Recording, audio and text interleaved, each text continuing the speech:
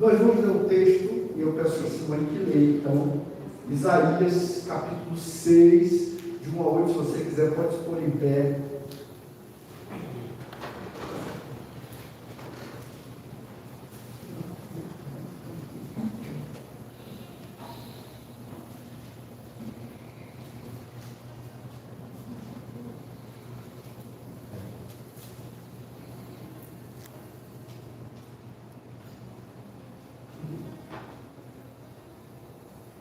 No ano em que morreu o rei Uzias, eu vi ao Senhor assentado sobre um alto e sublime trono, e o seu séquito enchia o templo. Os serafins estavam acima dele, cada um tinha 6 asas, com 2 cobriam o rosto, e com 2 cobriam os pés, e com 2 voavam. E clamavam uns para os outros, dizendo: Santo, Santo, Santo é o Senhor dos exércitos, toda a terra está cheia da sua glória. E os umbrais das portas se moveram com a voz do que clamava, e a casa se encheu de fumaça. Então disse eu: ai de mim, que vou perecendo, porque sou homem de lábios impuros, e habito no meio de um povo de impuros lábios, e os meus olhos viram o Rei, o Senhor dos exércitos. Mas um dos serafins voou para mim, trazendo na mão uma brasa viva que tirara do altar com uma tenaz, e com ela tocou a minha boca e disse: eis que isto tocou os teus lábios, e a tua iniquidade foi tirada, e purificado o teu pecado. Depois disso, ouvi a voz do Senhor que dizia: a quem enviarei? E a quem há de ir por nós? Então disse eu: eis-me aqui, envia-me a mim. Amém. Amém. Senhor Jesus, aplica a tua palavra na nossa vida e nos nossos. Eu sei que há jovens aqui, moços e moças, homens e mulheres essa noite, que podem ouvir a tua voz, o teu chamamento. Seja assim, em nome de Jesus. Amém. Amém. Amém. Você pode estar sentado. Isaías, palavra bonita. A Beth fez uma ministração aqui. Beth, estou orgulhoso de você. Isso é uma bênção, minha filha. Que palavra de Deus é você. Que aplicação boa. Uma bênção, viu? Você e Silas sempre foram bênção. E, falando em palavras bonitas, esse moço Isaías, ele é considerado por muitos teólogos como o príncipe dos profetas. E aí você pergunta por que ele é o príncipe dos profetas. Ele é o príncipe dos profetas, primeiro que ele é messiânico, ele foi o camarada que contou para Jesus. E ele tem palavras tão bonitas que ninguém mais escreveu tão bonito como ele na Bíblia. Eu vou só falar algumas para você lembrar. Lembra? O voz que clama no deserto, preparai o caminho do Senhor. Isaías falou isso. Nenhuma arma forjada contra ti prevalecerá. Isaías. Busca o Senhor enquanto é possível achá-lo. Invoque enquanto está perto. Isaías. O povo que caminhava em trevas viu uma grande luz. Isaías de novo. Olhai para mim, sereis salvos todos os confins da terra. Olha que coisa linda. Isaías. Levanta-te e resplandece, porque já vem a tua luz e a glória do Senhor vai nascer sobre ti. Também Isaías falou isso em relação a Jesus. Isaías 61 enviou-me a restaurar os contritos de coração e a proclamar liberdades aos cativos e abertura de prisão aos presos. Por amor de Sião, eu não sossegarei, por amor de Jerusalém, não descansarei enquanto a sua justiça não resplandecer como alvorada. Só algumas que ele escreveu. 66 capítulos. Um livro que começa falando do juízo de Deus, da condenação de Deus. Um livro que começa com um Deus furioso, mas que a partir do capítulo 39 começa aquilo que a gente chama de restauração do povo de Deus e a grandeza do crescimento do povo e do remanescente que será e frutificará novamente. Amém? Como essa igreja? A igreja passou por lutas, a gente sabe, e a igreja já está florescendo de novo. Deus que faz florescer, irmão, é vida. Eu me senti tão acolhido aqui. Eu e Simone falou assim: se eu voltar para o Curitiba, eu quero vir para uma igreja assim. Está convidado. Bom, igreja boa, igreja que acolhe, irmãos. Muitos que se não voltarão. Creio nisso. Porque quando uma igreja tem vida, a vida atrai pessoas, a vida mexe com a gente, a vida transforma o nosso coração e nos leva então a caminhar. Isaías, ele profetizou, e ele possivelmente era meu familiar, porque ele acompanhou vários reis, Ezequias, Jotão, Acais, Uzias, lá estava ele. E esse texto começa de uma maneira impactante, porque ele diz assim: no ano em que morreu o rei Uzias. Que coisa triste. Quando Isaías escreve isso, Israel estava vivendo 3 crises, pelo menos. Primeiro, uma crise política. Não foi qualquer um que morreu, foi o rei Uzias. Quem era o grande rei Uzias? O grande rei Uzias era um homem que trouxe segurança aos muros da cidade, estabeleceu grandes exércitos, ele cresceu, ele trouxe segurança, ele trouxe abastança, tudo que a gente espera de um presidente da República, que traga segurança para o povo, que traga alimento, que faça prosperar a nossa economia. E quando isso não acontece, a gente fica mal. Mas quando acontece, as pessoas gostam de quem está liderando, gostam daquela pessoa, e aí se firmam com aquela pessoa, e aí ele morre. E Uzias morreu por vaidade, ele se envaideceu do que ele tinha feito. Ele começou a olhar e dizer: olha os meus exércitos, olha tudo que eu tenho. A Bíblia diz que ele ficou leproso. E ele morreu leproso, afastado do seu povo. Então, havia uma crise política ao nosso grande líder morreu. Mas havia também, Israel, uma outra crise, que é uma crise social. As viúvas não eram atendidas, havia injustiça naquele lugar, havia coisas erradas. Se você voltar lá no primeiro capítulo de Isaías, você vai encontrar isso. Essa crise social e a crise política eram geradas pela terceira crise que eu vou citar, que era a crise verdadeira, que é a raiz de todos os males, a crise espiritual. Isaías, Deus chega a chamar o povo de Sodoma e Gomorra. Isaías, Deus diz assim: eu estou cansado do culto de vocês. Quando vocês vêm estender a mãozinha para mim, eu estou a ponto de vomitar. Parece dura essa palavra no capítulo 1, parece pesada. Deus está dizendo: eu não quero mais saber do sacrifício que vocês fazem, dos bodes e caminhos. Podem parar com isso. Eu estou cansado. Vocês são justos. Ele está falando para o povo de Deus. Ele diz: vocês são justos. Vocês não atendem a viúva, o pobre necessitado, a corrupção dos juízes. Toda a cidade está enferma. É como se a cidade estivesse apodrecida. É isso que o texto diz. E nesse contexto, Isaías diz: no ano que morreu o rei Uzias, eu vi o Senhor assentado no seu trono. E ele viu serafins. Serafins tem uma palavra no hebraico relacionada a fogo. Tanto que quando Isaías é surpreendido pelo seu próprio pecado, é possível que Isaías estivesse distribuindo: ai para os povos, ai de vocês que bebem, ai de vocês que ignoram o Senhor, ai de vocês que constroem ídolos, ai de vocês pecadores. Mas agora Isaías olha para ele mesmo e diz assim: ai de mim, eu vou morrer, porque eu vi o Senhor assentado no seu alto e sublime trono.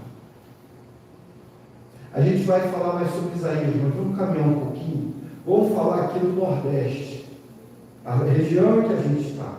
O Nordeste é uma região, uma população de 56 milhões de pessoas, segunda maior região do Brasil. Dessa população, irmãos, apenas 16% são evangélicos. Há locais do Nordeste, como Piauí, que tem menos de 4% de evangélicos. Não estou falando de igreja batista, estou falando de evangélicos em geral. É muito difícil lidar. A maioria das pessoas, quando se fala em Nordeste, pensa numa realidade bonita de praia, que a mídia mostra e que poucos conhecem. Mas, na verdade, existem 10 mil povoados e sítios na zona rural do sertão, aproximadamente. E 6 mil não contam com nenhuma presença evangélica. Você já imaginou você morar num lugar que não tem igreja nenhuma, nem Assembleia de Batista, nem Metodista, nem Presbiteriana, nada? Alguns povoados não conta com nenhuma presença evangélica. Então, é preciso que a gente entenda que são aproximadamente 14,5 milhões de pessoas morando na zona rural do Nordeste, precisando ouvir urgentemente a palavra de Deus. Muita gente pensa assim, quando a gente fala de sertão, nós mas lá é muita fome, né? Seca. A gente tem, ou o cara tem a visão, para focar isso da praia, que as praias são lindas. Você pode ir lá para casa, você vai curtir praia, vou te receber, depois eu vou te levar um projeto adicional. Nessa condição, né? Você tem que conhecer o sertão também e para pregar a palavra lá. Então, ou você pensa nisso, nas praias, ou você pensa que é só miséria. Irmão, não é só miséria. Sertão tem gente rica. Sertão tem gente bacana. Tem um camarada, se você for comprar uma caixa d'água, está falando com a sua galera, compra aquela caixa d'água forte e leve. É o irmão de Cristo nosso, do Espírito Santo. Esse cara sustenta 250 missionários do sertão. Que coisa maravilhosa. Tem um supermercado lá chamado Do Dia, que só na cidade de Confins Sertão tem 3 supermercados. Povo rico e crente, que abençoa a cidade, que abençoa missões, que faz parceria com a igreja, que geram riqueza. Então, o sertão tem riqueza também, mas qual é a maior necessidade do sertão hoje, meu irmão? A maior necessidade do sertão é a palavra de Deus. A maior necessidade do sertão é que os povos que não menos ouvem sobre Jesus são os indígenas, quilombolas, ciganos e sertanejos. Esse povo precisa urgentemente de Jesus. No Brasil todo, não só no sertão, nós temos 600 missionários para indígenas. Para ciganos, por exemplo, nós temos 40 missionários. Você já pensou nisso? Nós só temos 40 missionários.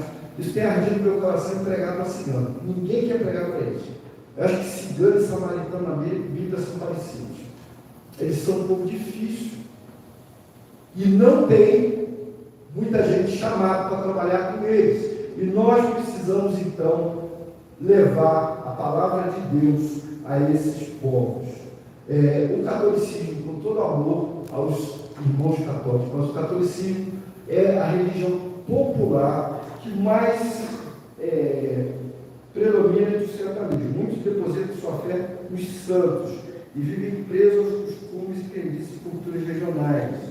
A fé católica do sertanejo é original. Eles têm um coração que arde e querem se aproximar de Deus. Mas a maioria deles está envolvido com idolatria. Isso é um grande problema. Então, nós temos lá gado magro, roçado seco, a falta de trabalho, a falta de escola e o alcoolismo predominam na região sertaneja. É muito comum, isso é alarmante, mas é muito comum no sertão, uma moça de 13 anos, Eduardo, engravidar para ganhar o Bolsa Família e com o Bolsa Família comprar uma moto. Foi a queixa de uma reunião de pastores do sertão que eu tive. Não, elas engravidam porque eles vão engravidar que eu vou ganhar o Bolsa Família e com esse Bolsa Família, Silas, eu vou comprar uma moto. É normal isso acontecer. Então, há muita miséria, há muita prostituição infantil, há muitos problemas. O que mais falta, como eu falei, é Jesus. Isso aí é a cidade de Bom Nome. Eu e o senhor estivemos lá, evangelizando uma rua, e a nossa vontade, o nosso coração era ficar lá. Nós pensamos, é aqui que Deus vai nos colocar. Aí essa mulher de madrugada tem um sonho, ela vê o céu e vê uma voz lá de cima e diz assim, ainda não é esse campo. Aí eu falei, para que você me contou esse sonho? Mas contou ali agora, vamos ter que obedecer. Mas graças a Deus tem um obreiro lá, e eu passei algumas pessoas que evangelizamos para ele, e ele já está trabalhando com essas famílias. Falando de idolatria, rapidamente, o que acontece? Essa daí é a cidade de Carnaúba dos Dantas. Irmãos, tem um povo lá que acende vela e faz reza com um galo. Vocês acreditam nisso? Eles acham que o galo pode curar, que o galo pode interceder. Irmãos, isso é ignorância espiritual. Infelizmente, é muito grande isso lá. É muito grande o culto humano. A Frei Damião e Padre Cícero foram bons religiosos, fizeram sua religiosidade, mas a palavra de Deus diz que nenhum homem, nenhum pastor, padre, nenhum evangelista, nenhum clérigo, nenhum papa, ninguém pode interceder junto de Deus, a não ser Jesus. Quando Jesus diz assim, eu sou o caminho, esse O dá uma singularidade de único. Jesus está dizendo, eu sou o único caminho, eu sou a única verdade, eu sou a única vida. Mas as pessoas, na sua ignorância, no seu desconhecimento, elas fazem uma adoração idolatra. Vejam isso. O Cristo Redentor, ele tem, irmãos, parece que 34 metros, né? 38 metros. Olha só.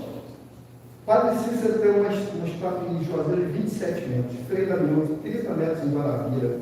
São Francisco, 38 metros em Canindé. Nossa Senhora de Fátima, 52 no Crato, no Ceará. E Santa Rita de Cássia, 56 metros. Ou seja, é maior que o Cristo Redentor e maior que a Estátua da Liberdade. Portanto, pode-se dizer que essa estátua é a maior estátua do Brasil, que é cultuada com peregrinação, na verdade. E aí, o nosso coração arde, porque nós amamos as pessoas e queremos que elas conheçam a verdade de Deus.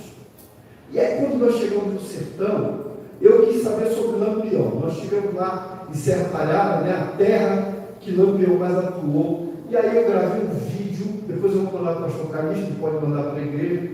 Você é o Lampião de Deus. Uma coisa que eu achei impressionante, Senhor, que eu aprendi sobre Lampião. Alguém que sabe por que o Lampião era assim chamado? O nome dele não era Lampião, o nome dele era Virgulino Ferreira da Silva. Sabe por que chamavam ele Lampião? Porque a metralhadora de Lampião iluminava os céus. E aí ele ganhou a alcunha de Lampião. E eu pensei, se uma metralhadora pode iluminar uma cidade, muito mais a minha fé em Cristo Jesus. Então você tem uma palavra que pode iluminar os olhos daqueles que estão cegos. Você tem uma palavra, como Isaías, que pode mudar a vida das pessoas. Deus chamou você, independente se você está em Curitiba, no sertão, ou em João Pessoa, ou em Paris. Deus chamou você. Tem uma moça que estava na Alameda, ela foi para os Estados Unidos. No dia que ela estava indo para os Estados Unidos, eu disse assim, que bacana, Deus está te levando como missionária. E eu percebi que ela fez uma cara muito boa e ela foi. Há poucos dias ela chorando me ligou. Pastor, eu quero te pedir perdão, porque agora que eu estou aqui, eu compreendi a minha chamada. E quando o Senhor disse que eu estava vindo como missionário, eu achei que aquilo era uma grande besteira sua. Mas na verdade Deus estava te usando. E agora eu estou vendo tudo que eu estou passando aqui, que Deus estava me trabalhando para eu ser missionário de criança aqui nos Estados Unidos. Então Deus chamou você para ser essa pessoa, assim como Isaías, que tem algumas coisas para tratar com Deus, mas que Deus quer usar você de maneira tremenda. Creia nisso. Deus quer usar você. Deus chamou você para viver experiências com Ele. Mas para isso eu preciso estar primeiro perto de Deus. Há pouco tempo, antes de ir para Paraíba, pastor, eu cismei aqui em Curitiba, eu queria ver Jesus. Eu falei para a senhora, eu quero ver Jesus. Todo mundo vê Jesus. As irmãs da Castanha falaram, pastor, eu sei que Jesus está debaixo da árvore. Eu falei, ele não me viu. Eu estou igual Natanael, eu quero ver Jesus, eu quero olhar para ele. E eu comecei a orar por isso, eu ficava incomodado com esse negócio.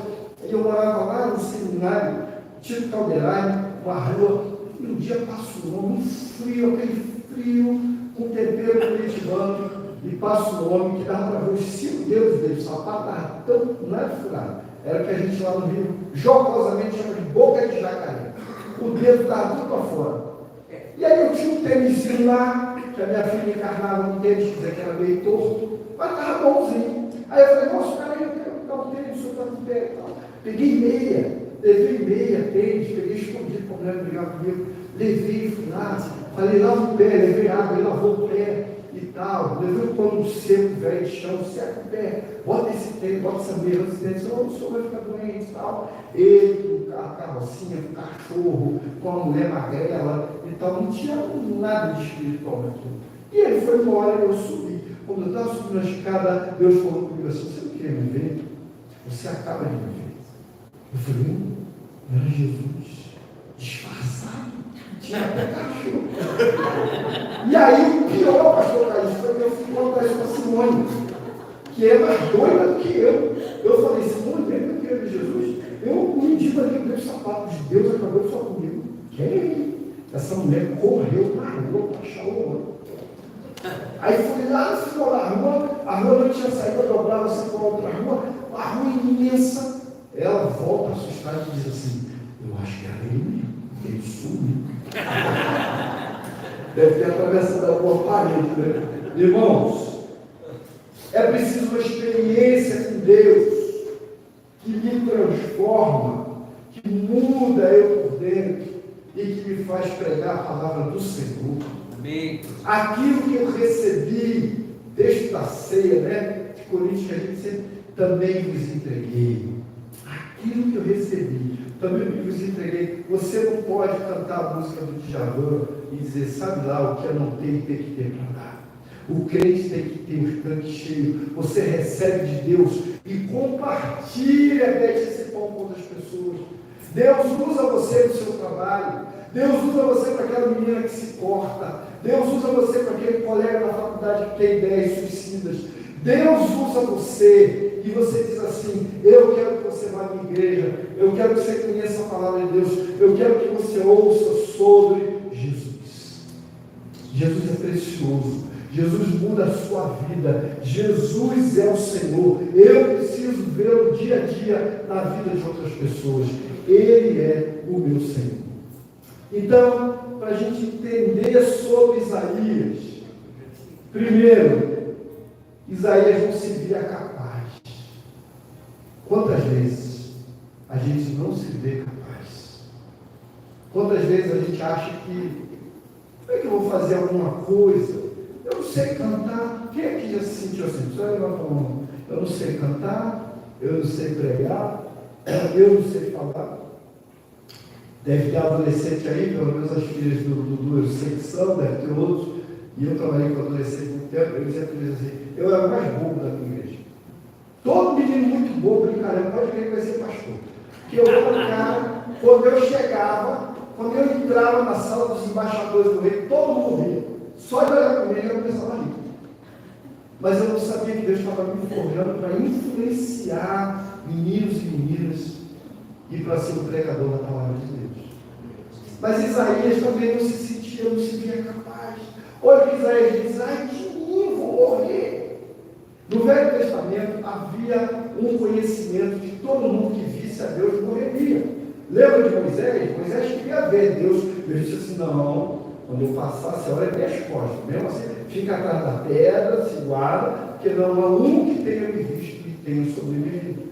Noutra feita, Moisés sobe um monte e quando ele desce com o rosto iluminado, os homens olham para ele, olham uns para os outros assim, vou morrer, todo mundo. Nós vimos Deus. Acharam que Moisés era Deus por causa do brilho do rosto e acharam que ia morrer. Isaías não se sentia capaz. Ai de mim, eu vou morrer, porque eu habito no meio de um povo de impuros lábios e eu também tenho impuros lábios. Isaías sabia que ele fazia parte do problema. Irmãos, aquela ali é uma foto real que eles estão tirando, voltando de um projeto missionário. Ali chama-se gamela, gibão, perneira, todo aparamento para tocar o gado. Um homem desse, quando a gente começa a conversar com ele, muitas vezes, irmão, parece que você está em outro país, você não tem nada que ele fala. Nós paramos na casa de um sertanejo, eu fiquei 15 minutos fazendo assim, e a Simone olhava para mim de olho regalado, e eu concordava. Depois eu preguei a palavra para ele, quando saí de lá, ele disse, que bom que você entendeu tudo que ele falou. Eu falei, entendi o quê? Entendi nada. Ela, não, você estava balançando a cabeça, claro, eu estava mostrando para ele que eu estava ouvindo ele. Porque eu precisava pegar a palavra para ele, mas eu não entendi uma só palavra. Eles estavam embolado, pastor Carlinhos, dá para entender, parece árabe. Mas um povo maravilhoso, um povo amável, um povo carinhoso, um povo acolhedor, um povo que recebe a palavra, que crê em Jesus. Basta você ir pregar, meu irmão. Se você for, você transforma o sertão e o sertão vai vir amar. A glória de Deus que Isaías viu vai ser derramada em toda a terra, naquele lugar. A cada dia mais, dezenas e dezenas de pessoas se convertem a Jesus naquele lugar, entregam a vida a Jesus. Isaías se percebeu pecador. Ele sabia que ele não era bom. Essa aí é a Dona Maria, né, Simone? Dona Maria é irmã, é esposa do senhor Pedro Manga. Pedro Manga é um homem que comprou a Bíblia. Ele não sabe ler, mas ele comprou a Bíblia. E quando ele se assenta na calçada à tarde, qualquer crente que chega e diz: você que vai ler para mim? Os filhos criticaram ele porque ele comprou uma Bíblia cara. Ele comprou Bíblia qualquer, não. Sabe aquela Bíblia que dói? Dói. 200 contos assim, de Bíblia cara. Os filhos falam assim: que é isso, pai? Gastando dinheiro nisso. Ele falou assim: se fosse mais eu pagava, porque é a palavra de Deus. Um homem que sai de casa às 4 da manhã e volta às 11 por causa do sol, para capinar. Ele não sabe ler, meus irmãos. Mas ele pede: você que vai ler. Se você, Silas e Beth, for ler, ele vai falar: você que vai ler para mim. Ele pede você para ler a palavra, que ele ama a Deus, e ele quer conhecimento de Deus, e ele quer caminhar. O Pedro Manga é marido da Maria José. Aí ela levou a Simone nos fundos para ver o bichinho dela de estimação, uma vaca, um quintal pequenininho. A Simone ficou pensando: como é que essa vaca vai sair daqui depois de crescer? Uma vaquinha, um povo simples, mas que ama Jesus, que recebe a palavra. Isaías, então, irmãos, se apresenta a Deus. Esse príncipe dos profetas, depois de purificado, que o serafim vem, toca na sua boca, e o seu pecado é perdoado, porque ele fez confissão. Talvez você tenha que fazer confissão dos seus pecados. Talvez você diga assim: pastor, eu quero ser usado, mas eu tenho um pecado. Diga para Deus: Senhor, eu quero ser tocado como Isaías, eu quero ser transformado, para que o Senhor me leve e eu seja usado. Amém. Na minha universidade, na minha comunidade, no meu bairro, nos meus vizinhos, nos meus amigos, no meu grupo de WhatsApp. Chega da gente botar só aquela mãozinha, a gente bota a mãozinha, né? Ah, estamos orando. Ninguém ora, a gente não ora, a gente vai orando, não ora. Nós precisamos para o jardim de oração, orar e falar assim: Senhor, incendeia os bancos dessa igreja, aquece. E não é ficar pulando, rodando, nada disso, não. É a pessoa que está ali sentir a presença de Deus, o acolhimento de Deus, o amor de Deus nesse lugar, e dizer: eu quero voltar, eu quero estar aqui. Como é ruim você chegar no fim da vida de uma pessoa. Eu lembro do Rio de Janeiro, eu era evangelista, e aí a irmã falou assim: Marivaldo, você pode fazer uma visita? Eu falei: posso, porque ninguém quer ir. Eu disse: como ninguém quer ir? Não, porque o moço ele tem câncer no pulmão, ele está cuspindo o pulmão. E eu achei que era brincadeira. Eu falei: não, eu vou. E eu fui sozinho. Aí o irmão que marcou comigo, desmarcou, chovia. Sabe aquele negócio? Você vai domingo sozinho lá, o chapéu. Na época que ele usava o chapéu entortando, e eu cheguei na casa daquele homem. E aquele homem literalmente estava tossindo um pedaço do pulmão. E eu chorei. E eu orei com ele. Eu pedi a Deus para curar. Mas quando eu saí daquele barraco, eu tinha certeza que Deus ia levar. E eu fiz uma oração com ele para que ele me entregasse a vida a Jesus. Mas quando eu estava lá fora, o Espírito Santo me deu uma convicção plena e uma certeza que um dia eu vou encontrar aquele homem na rua, porque ele entregou a sua vida a Jesus. E pela graça sois salvos por meio da fé. Isso não vem de você, é dom de Deus, é um presente que Deus nos dá. Não vem das obras, não vem da evolução, da reencarnação. Não, a Bíblia diz assim: pela graça de Deus você é salvo por meio da fé. Isso não vem de você. É claro que é bom ter bom caráter, é claro que é bom ser honesto, é claro que é bom viver a justiça de Deus, mas o que nos salva é o sangue de Jesus vertido na cruz do Calvário. Nós cremos num Deus que salva. Isaías, então, depois dessa transformação, se apresenta a Deus e diz assim: eis-me aqui, envia-me a mim. É só disso que Deus precisa, irmão. Deus não precisa que você saiba pregar, Deus não precisa que você saiba tocar, Deus não precisa que você saiba cantar. Quando eu fui para o campo, eu pensei, eu vou conhecer grandes heróis. Cheguei lá, pastor Calixto falou a vida do missionário. Esse deve ser todo mundo fantástico, espetacular. É todo mundo comum, igual eu e você. Tem gente lá que come demais, tem gente que tem alergia, que tem ziquezira, tem gente lá que tem síndrome de pânico, tem missionário que passa mal, tem missionário que tem medo de voar de avião, tem missionário que dirige mal, demais, inclusive eu. Tem um monte de ziquezira, gente comum, gente do povo, gente simples, meu irmão, mas que resolveu dizer: eis-me aqui, envia-me a mim, eu quero fazer a tua vontade. É isso que Deus quer dessa igreja, uma igreja disposta a ir à rua e arrebatar do fogo aqueles que estão perecendo. Tem baiano aqui? Tem baiano? Tem algum baiano? Tem algum nordestino aí? É de onde, meu irmão? Oi? Salvador. Salvador. E é justamente Salvador. Nós viemos de carro, de lá até aqui. E Salvador é uma cidade bonita, uma praia linda. Mas nós saímos de madrugada do hotel para ganhar tempo, porque os trechos são muito longos, né? Domingo, de madrugada, 5h30 da manhã. Que tristeza. E não é muito diferente, meu irmão, no meu Rio de Janeiro. Quanta gente embriagada caída na rua. Quantas moças prostituídas. Quanta gente mendigando, porque entrou pelo caminho das drogas. Que realidade triste, irmãos. Eu passei aqui pelo terminal Guadalupe, ontem falei com a senhora, depois de tudo que eu vi, estou achando o Guadalupe até bonitinho.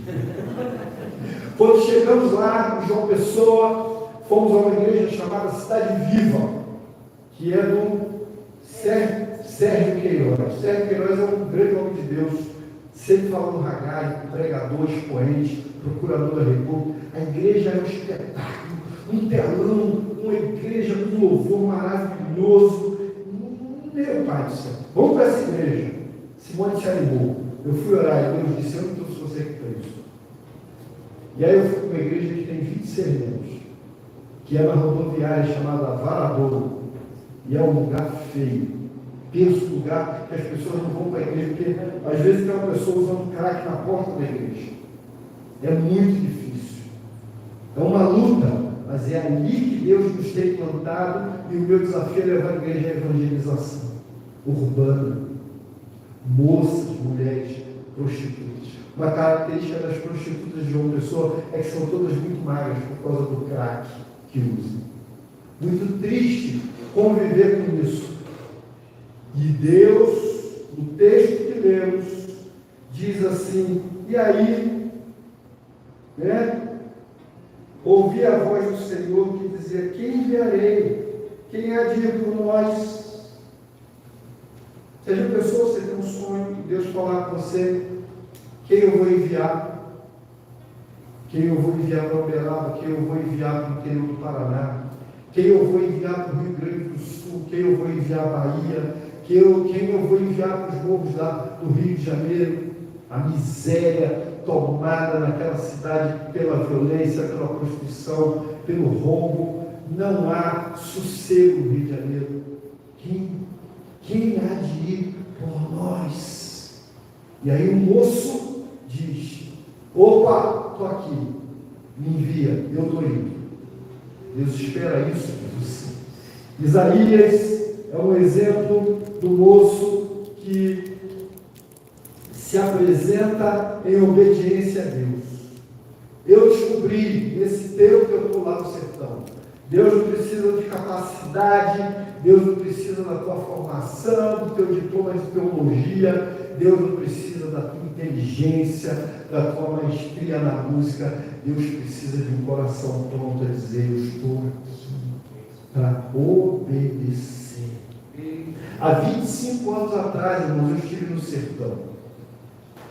E há 25 anos atrás, Deus usou uma missionária lá para dizer que eu iria.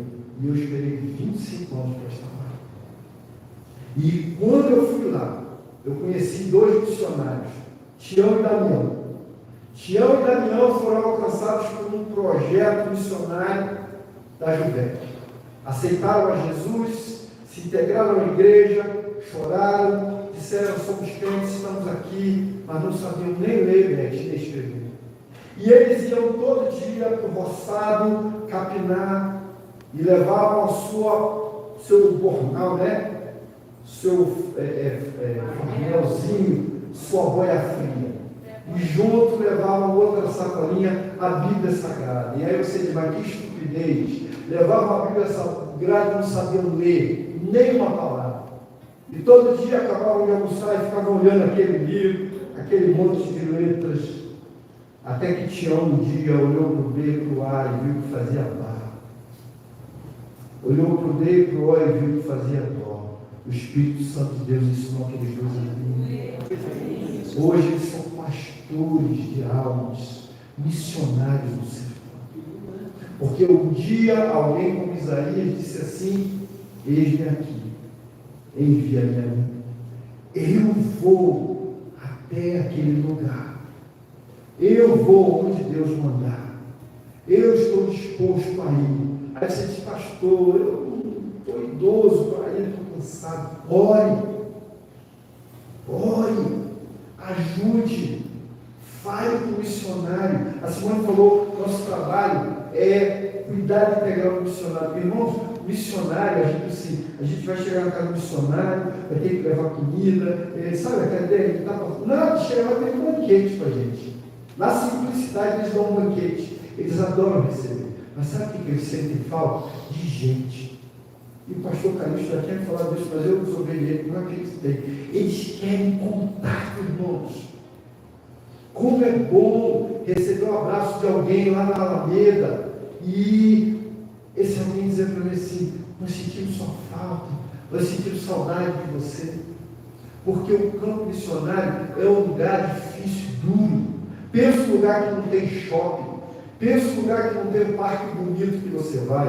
Pensa um lugar que não tem supermercado bom, como os que você frequenta aqui. Você escolhe, será que ele é para cá, que ele tem tudo.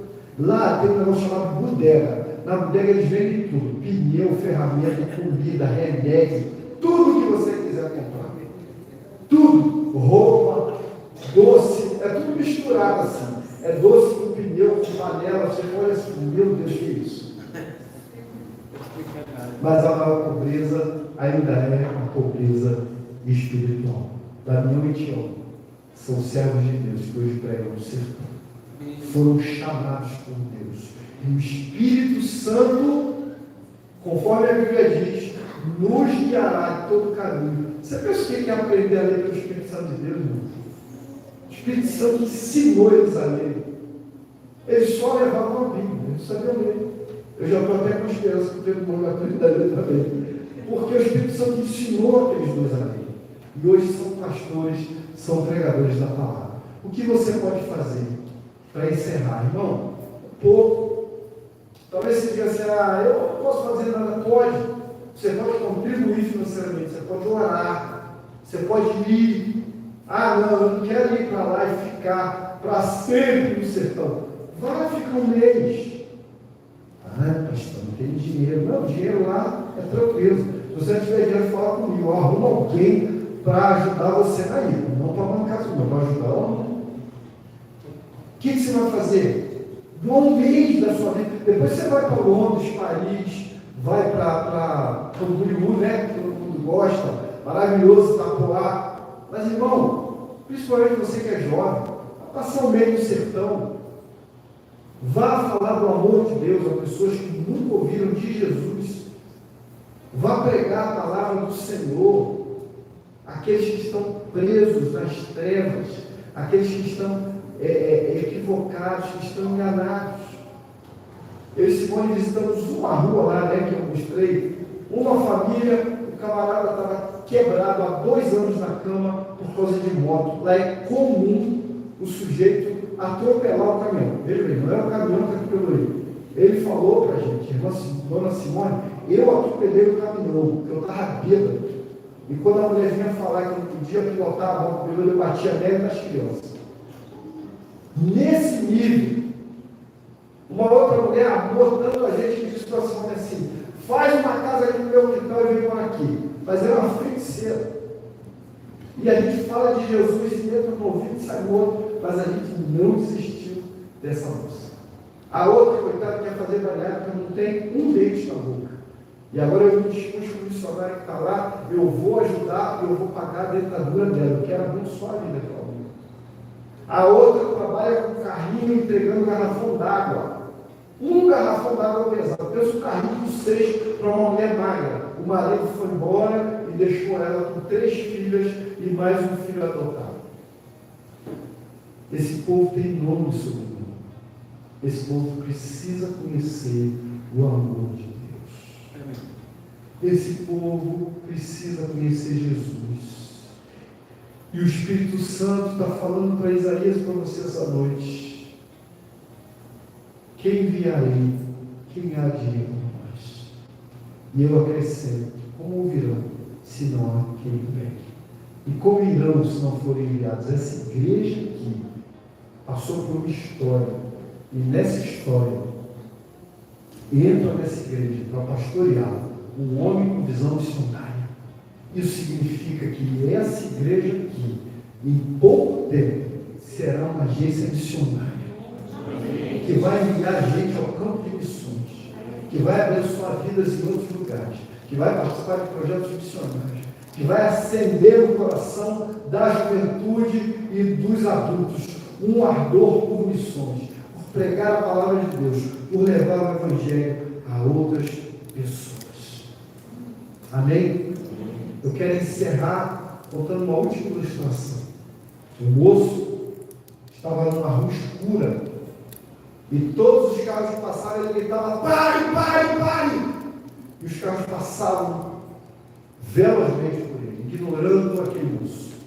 Até que veio um caminhão, ele teve mais coragem, ele entrou na frente, irmãos, e ele fez sinal, e o caminhão foi bem em cima dele. E o motorista daquele caminhão desceu zangado: você é louco, você está no lugar escuro, eu com o caminhão desse tamanho para frear, mas eu quase atropelei você. E aquele moço chorando disse: vim aqui, liga o alerta do caminhão. Ele ligou e outros carros começaram a parar atrás, e ele caminhou 20, 30 metros com aquele motorista de caminhão e mostrou a ponte quebrada. E lá embaixo vários carros já haviam passado e caíram lá embaixo. Você é esse moço que tem que gritar e se expor para que pessoas não caiam no inferno. Centenas de pessoas morrem por dia. E eu não quero dar aquelas estatísticas que a gente não tem, mas eu quero que você pense assim: quantas dessas pessoas, quando morrem, chegam no céu, encontram Jesus literalmente, são recebidas por anjos e pelos irmãos em Cristo, e quantas descem ao inferno sem oportunidade de ouvir falar do amor de Deus? A minha igreja batista, onde eu fui criado, minha mãe cantava um hino que dizia assim: não me falaram de Cristo, tantos vi que salvou, mas ninguém se importou de falar-me da graça de Cristo. Que Deus possa plantar no seu coração, meu irmão e minha irmã, um ardor missionário. Que Deus possa gerar sonhos na vida de jovens aqui. Qual o propósito da sua vida? Qual o sentido da sua vida? Ganhar muito dinheiro, comprar um carrão, comprar um apartamentão, amém. E depois você vai fazer o quê? Vai ficar só nisso. Deus quer usar você para sustentar, para ir, para morar, para se comunicar, para falar, para se relacionar com o campo missionário. Essa igreja não tem pastor Calixto como pastor à toa. Isso é um propósito de Deus. Essa igreja vai gerar vidas missionárias, tenha certeza disso. Quem sabe você é um missionário como eu e não sabia. E levei muitos anos, talvez atrasadamente, para descobrir isso. Que Deus possa abençoar essa palavra. E que a gente, assim como Isaías, possa mesmo num tempo difícil, de crise política, espiritual e social, que a gente possa ver a glória de Deus e que a gente possa levar e manifestar essa glória de Deus na vida de outras pessoas.